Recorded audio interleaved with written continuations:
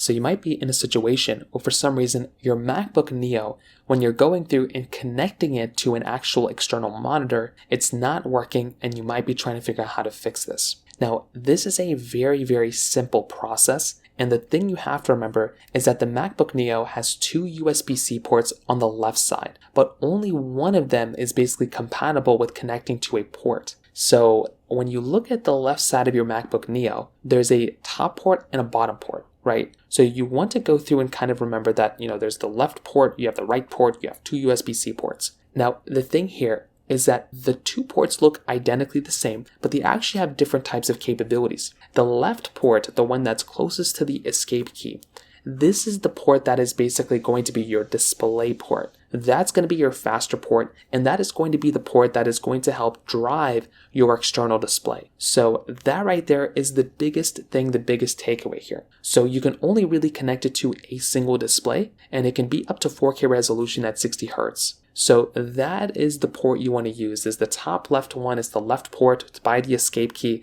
The one on the right side, that is not going to be able to be connected or docked to a display. So keep that in mind. That's kind of one of the first things I'd recommend kind of thinking about. And that is kind of one of the biggest ways of kind of fixing this problem. So in terms of that basically covers it up there. If you have any other thoughts or questions, please let me know in the comment section below. Hit the like button, that will mean so much, but definitely hit that subscribe button. More importantly than everything else, I love every single one of you guys. Hopefully I'll catch you guys in the next video. Peace out till then.